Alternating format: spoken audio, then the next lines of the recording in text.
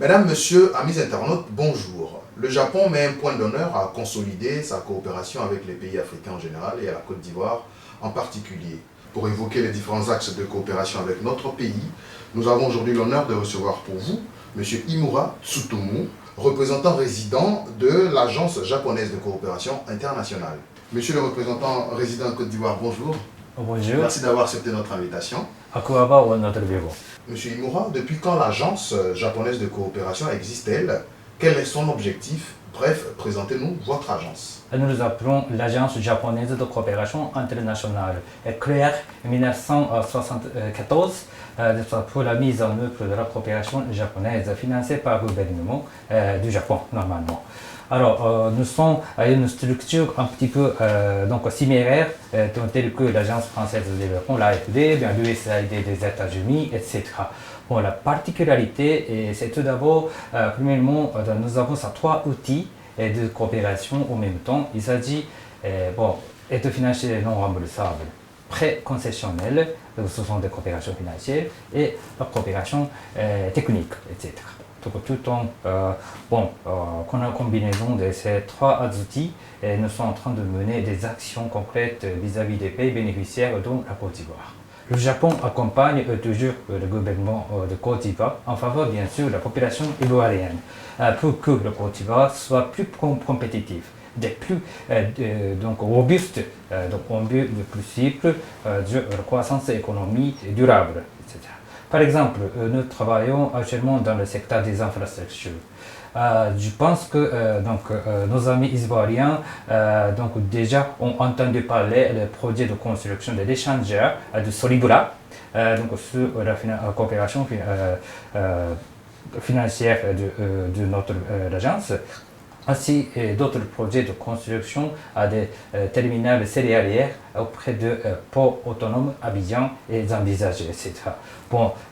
Voici, ce n'est qu'un exemplaire. Au-delà de ça, nous sommes menés un grand projet d'infrastructure. Ainsi, nous travaillons d'autrement dans le secteur principal du Côte d'Ivoire. Il s'agit de l'agriculture et la pêche. Surtout, on regardant la macroéconomie de Côte d'Ivoire.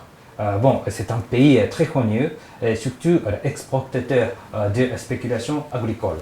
Cependant, il y a deux produits qui sont plutôt importés et de haut de pays. Premièrement, c'est du riz. Deuxièmement, la pêche, ressources halieutiques, etc. Alors, de la coopération japonaise accompagne aux homologues de contrepartie ivoiriens, surtout de production de riz, ainsi que exploitation des ressources halieutiques, ainsi que la pisciculture intérieure. Quelles sont les actions déjà menées en Côte d'Ivoire et quel est l'impact de ces actions sur les populations?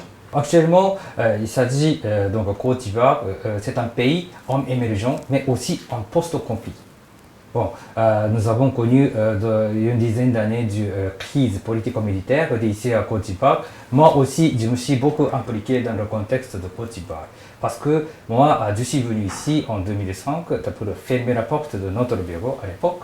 Donc, on m'a demandé que tu es capable de fermeture de notre bureau, capable de suspension de coopération japonaise. J'ai été un peu critiqué avec une blague, etc. À cette époque-là, notre coopération a été beaucoup réduite par rapport à la question de la sécurité. Mais juste à la sortie de la crise post-électorale de 2011, la coopération japonaise n'a pas tardé de reprendre notre coopération. Juste après la crise, moi-même, je suis venu ici au mois d'août 2011 pour la reprise de coopération japonaise. Donc ma culpabilité a été dénommée à l'époque. Comme ça que moi aussi, la coopération japonaise accompagne toujours le contexte de Côte d'Ivoire. De là, ce que nous avons envisagé à l'époque, tout d'abord, il faut bien compter la croissance économique tout en épanouissant des potentialités qui demeurent au territoire de Côte d'Ivoire pour qu'on puisse bien distribuer des acquis de développement et la paix auprès de la population. C'est la première raison que nous avons choisi le secteur de l'infrastructure bien croissance économique, etc. À part de ça, nous sommes en train de mener d'autres coopérations. Et sur le deuxième sujet, dont je n'ai pas encore parlé. Il s'agit de la gouvernance, la cohésion sociale, ainsi que le renforcement de capacité et d'administration. Alors, comme je vous ai dit, Côte d'Ivoire est un pays en même temps en émergence, mais en post-conflit. Nous avons connu, par exemple, un petit peu de turbulence la semaine dernière, donc au niveau du Bouaké et d'autres villes, etc. Bon, si on pourrait renforcer des activités économiques autour des pôles de croissance tels que Abidjan ou bien San Pedro, etc. Mais si les disparités ne soient pas bien résolues, peut-être développement avec la durabilité ne soit pas tellement achevé. Dans ce sens, nous sommes en train de renforcer la capacité des ressources humaines ainsi que les capacités institutionnelles du Côte d'Ivoire dans les différents sous-domaines tels que la justice, la police et l'administration locale, etc. Votre agence a invité récemment 15 journalistes africains à découvrir le Japon. En quoi a consisté cette visite? Nous voudrions donc essayer de diffuser plus d'informations sur le Japon en Afrique. C'est la motivation par laquelle la JICA invite une quinzaine de participants, de journalistes en provenance du continent. Alors, c'est moi-même qui a conçu ce plan, parce que je viens d'arriver ici à Abidjan depuis 4 mois au titre de représentant résident. Avant d'arriver là-bas, j'étais au poste de conseiller senior auprès du directeur général de l'Afrique du siège Agence japonaise de coopération internationale à Tokyo. Bon, j'étais en position, pour bien entraîner davantage la relation entre l'Afrique et le Japon, etc.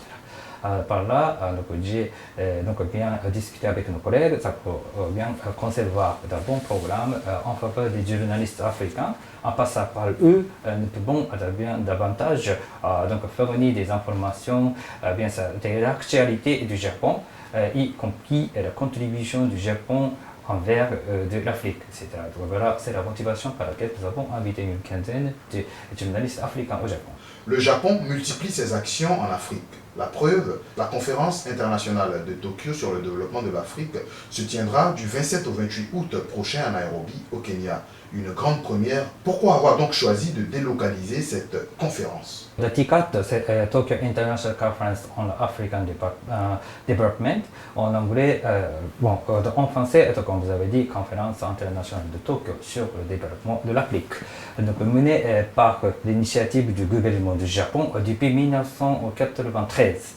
Bon, la particularité de cette initiative, ce n'est pas simplement la discussion bilatérale du Japon et des pays africains, mais également c'est la plateforme multilatérale, n'est-ce pas? Il s'agit, nous avons le co-organisateur tels que le PNUD, et les Nations Unies, et la Banque mondiale, etc.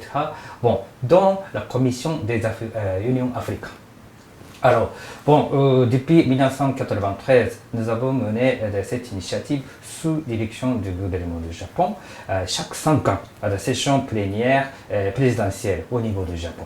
Donc, mathématiquement, 1993, 98, 2003, 2008, 2013. Donc, 5 fois de TICAT ont été organisés au niveau du Japon.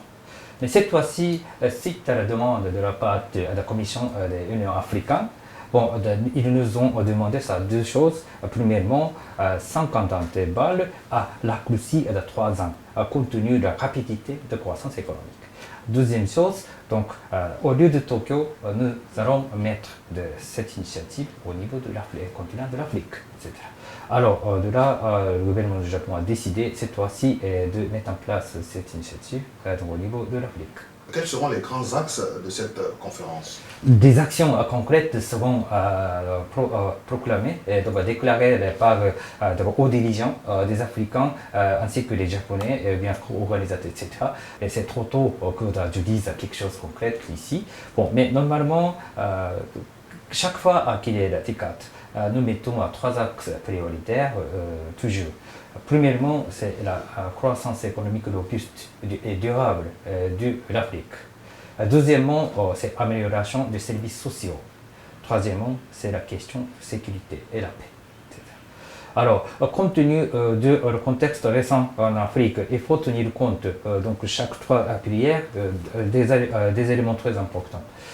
Tout d'abord, par rapport à la question de croissance économique, nous avons observé un petit peu de ralentissement de croissance économique en Afrique.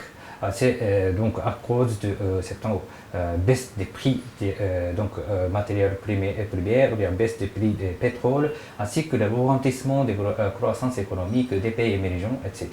Bon, tout en tenant compte, donc un mode clé sera pour les pays africains serait en transformation, croissance en transformation économique. Transformation structurelle, bien valeur ajoutée, etc., industrialisation. Bon, ça se nuance un petit peu, un peu varié, mais bon, c'est la première chose à tenir compte.